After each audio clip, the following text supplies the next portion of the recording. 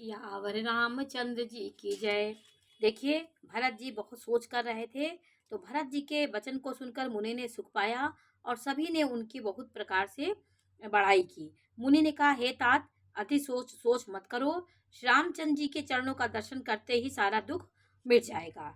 इस प्रकार मुनि श्रेष्ठ भरद्वाज जी ने उनका समाधान करके कहा, अब आप लोग हमारे प्रेम प्रिय अतिथि बनिए और कृपा करके कंद मूल फल फूल जो कुछ हम दे स्वीकार कीजिए। उन्होंने भरद्वाज ऋषि ने मुनि ने उनका भव्य स्वागत किया और सुनि सुनि वचन भरत ही ये सोचू भयउ को अवसर कठिन सकोचू।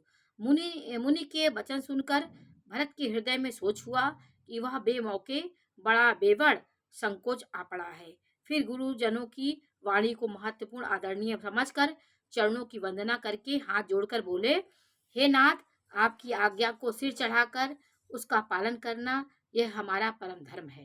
भरत जी के ये वचन मुनि श्रेष्ठ के मन को अच्छे लगे। उन्होंने विश्वास पात्र सेवकों और शिष्यों को पास बुलाया। जिनके विश्वास पास शिष्य थे, तो भरद्वाज ऋषि ने सबको साथ बुलाया और कहा कि भरत की पहुनाई करनी चाहिए, मतलब आदर सत्कार के लिए सारी व्यवस्था करो। कंद मूल फल लाओ।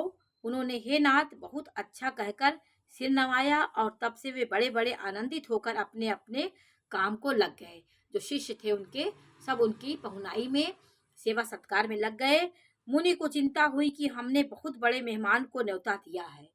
अब उन्होंने कहा कि वो भरत जी हैं, प्रेम के प्रतीक हैं, राम के भाई हैं, परम ब्रह्म अवतार लिए हैं। उन्होंने कहा इनकी पहुनाई मेहमानदारी बहुत अच्छी से करनी चाहिए। अब जैसा देवता वैसा ही उसकी पूजा होनी चाहिए।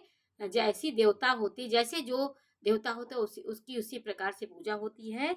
यह सुनकर रिद्धियां और अणिमादि सिद्धियां आ गईं और बोली, हे गोसाई, जो आपकी आज्ञा हो सो हम करें। वो सब सिद्धियां आके खड़ी हो गई कि जैसा आपका मत हो वैसा हम करें।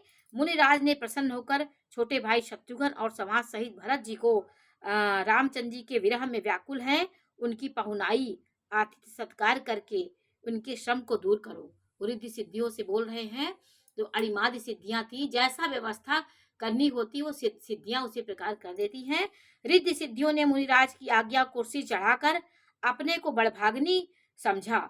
वह सिद्धियां आपस में कहने लगी, श्री रामचंद्र जी के छोटे भाई भरत ऐसे अतिथि हैं जिसको जिसकी तुलना में कोई नहीं आ सकता है। ये अतिथि बहुत विचित्र और महान अतिथि हैं। इनकी सेवा करना मेरा सौभाग्य है।